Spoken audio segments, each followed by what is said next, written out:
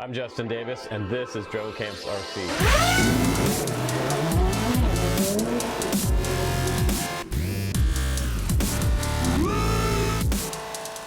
Hey guys, welcome back to the Drone Camps channel. Today I'm going to introduce to you the Firefly Micro Action Cam. This is an awesome 14-gram micro action cam that fits on any micro brushless. You can use a little piece of VHB on the very bottom and a couple zip ties and secure it to just about any little micro brushless racer. I've been wanting this type of resolution camera on a micro brushless for years. Basically, I don't carry a lot of GoPro stuff. I don't carry the GoPro Hero 5 on it. It's way too heavy. And the Fox Hero Legend 3 is a nice camera as well, but that one's just about as big as the micro brushless itself. And you've also noticed in a lot of my videos, even when I'm flying a 5-inch quad, I don't really carry many action cams on there because I just don't want the extra weight, because it does affect the flight performance of the quad and it kind of changes the way it flies. So I didn't want to add the extra weight onto any of my quads, but 14 grams I can definitely handle. I can also handle the price. It's $26 right now, and it just came out for that price, which is kind of amazing because maybe a couple months from now it's going to be even cheaper. But let's go ahead and jump into the specs of the Firefly. Let me show you some flight footage, and we're going to talk about some alternatives for printing your own mounts for your Firefly. So here we go. Now, I got an email a while back asking if I wanted to review this for you guys, and at first I was a little bit hesitant, and then I realized how small this little guy is and what the weight on it was. And also when they showed me the resolution, I said, sure, I'd like to see it. Does it overheat? Does it stop recording? I did read in the manual that it does stop recording after 15 minutes and it will make a new file. And kind of like a 4K camera will do, it'll stop every 5 minutes or so and make a new file. You won't miss anything, but it will make a new file for you. That's not a bad thing. But on the very front of it, this little lens is a 10mm lens. This is a super small little lens, but it does have a 160-degree field of view on there, so it's pretty wide. It's kind of like a wide angle lens, and you'll see that in some of the flight footage. I'll just show you some of that here. We'll go ahead and jump right into this. Now, this was filmed when it was pretty overcast, so I'm expecting that this camera is going to be really awesome when we get some super bright sunlight days like this summer. All these videos are going to look way better than recording my DVR. Now, the voltage to this little camera is running on 5 volt, and it has a 1S 200 milliamp battery inside there, so you want to keep that in mind. As you're charging this, it takes about 2 hours to charge it, which is not bad, and it runs for about an hour's time. The file formats, if you look at this video right here, it was saved in AVI format, but I had no problem bringing it into my Final Cut Pro editor for you guys. You can see here on the screen the pixels. You can see some pixels, and I did notice that from light to dark situations, and it was pretty overcast yesterday, but I did notice some difference in light to dark. It takes it a second to catch up, but not a super big deal. Now, this little camera, it does come out of this little mount right here. Let me just pop this out for you, and I'll show you the buttons on top, and I'll show you all the features that it has. It does come with this little mount, and this is sort of a plastic, I believe it's ABS, printed right from the factory. It has a hole in the top for getting to your buttons, and it does have a little bit of room in here if you wanted to squeeze an extra zip tie around this just to secure the camera, but it does snap in on the side, which is kind of nice. It's not going to pop out, but I might just secure it with a small zip tie around the whole thing just in case. Now, I did get a report from one pilot that he broke his already, and he said he crashed into a tree or some branches, and this little case did break on him, but I do have an alternative for that. I actually did find a file on Thingiverse to print our own Firefly TPU cases. So this one right here is made of that bendy stuff, and it's pretty much indestructible. So this camera fits right in there, and you can see the buttons will pop out the top just like that, so you can get to your buttons, and this is pretty much the perfect design for this camera. They do have several different types of degrees of pitch available. I believe there's 20, 35, and a 45 degree angle of tilt there for you. I'll try to put the link down below for this TPU printed mount. So this is pretty nice. This is the 35 degree angle one. It actually matches the one that it came with. So I might try the 45 degree one as well, just to give myself a little more tilt, but this one's going to be pretty much indestructible. And if you're one of those guys that wants to record the motor noise while you're flying, a lot of guys like to to just put up raw video, their freestyle videos, you can do that. It does have an audio port on here that's going to record the motor noise on your quad, which is super nice. Now, it does have a micro SD card slot right here and that little mini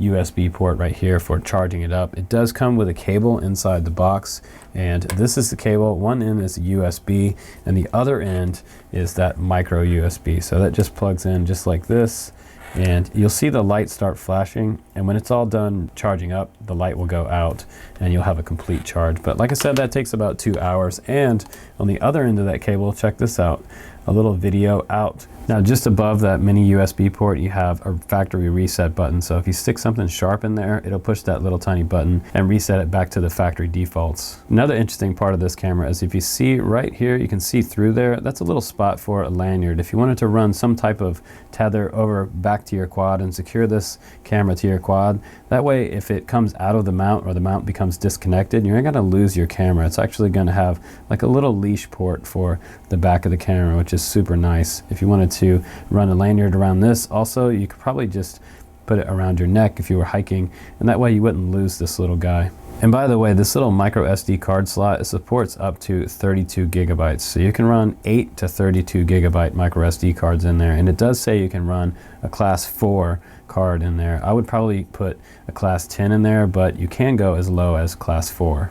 So this little camera only has 2 buttons on it, and it's not really all that complicated at all. There's a power button here and the M button, that's your mode button. So you can switch back and forth between 720p and 1080p modes, and that's all that button's for. But over on the right hand side, if I press and hold this for a second, you'll see that little tiny micro LED light up right there. You can see that blue light. If I press it again, it'll start recording, and now the camera is recording.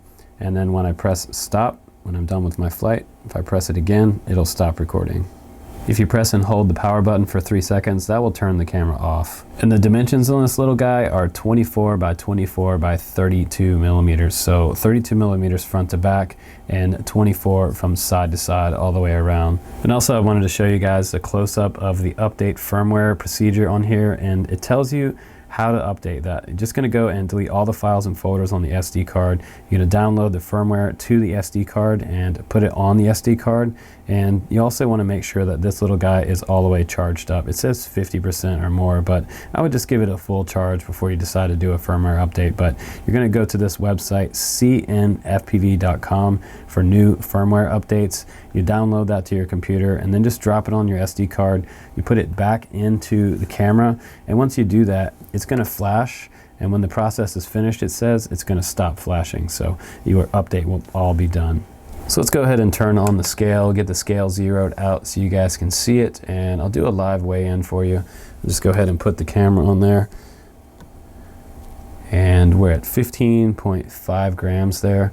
It did say 14 on the little pamphlet that comes along with it, but we'll go ahead and set the camera mount on there as well, and that's going to be an extra 23.9 grams of weight added to your quad. That's not too bad.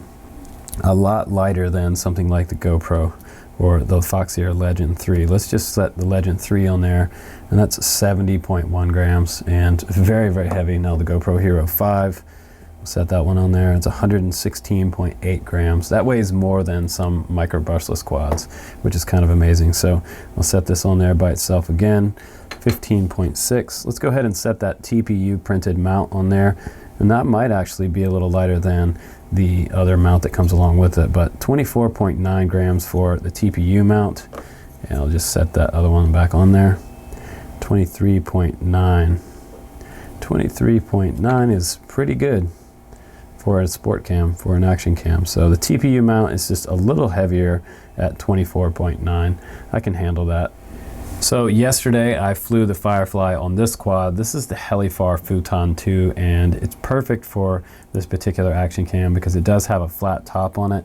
And I just used a little tiny piece of VHB and a couple zip ties through there to secure it. And I did one extra one around the Firefly itself so it doesn't pop out of that frame on a crash. But so far it didn't have a whole lot of vibes in it yesterday when I was flying it, and for yesterday it did actually a pretty good job, mainly because it was actually pretty cloudy outside, so it did pretty good, and I think it's going to do great once we get a really sunny day. But I'm going to leave you guys with some unedited footage of my flights with my Firefly. I might clip together a few different flights for you, so enjoy the footage, and I would definitely pick one of these up for $26. You can't go wrong. So I think this is going to be an extremely popular camera for this year, with all the features, and having something on your quad that's you virtually don't feel while you're flying it, that just makes my day. It really does. And the fact that there's already a 3D printed TPU mount out there. So if you want to print one of these, like I said, I'll leave that link below for you guys. You can print out your own in whatever color you want. I had some white here, but if you want me to print one of those for you, contact me at dronecamps@gmail.com, and I'll try to get you set up with one of these. It only takes about an hour and a half to print it on my printer, so they're all good to go. So anyway, guys, thanks again for watching the Drone Camps channel. Please do help others. If you're out in the field and somebody needs help, pass on your knowledge to the next guy. Enjoy the footage of this new little action camera, the little Hawkeye Firefly 1080p sport cam, micro sport cam.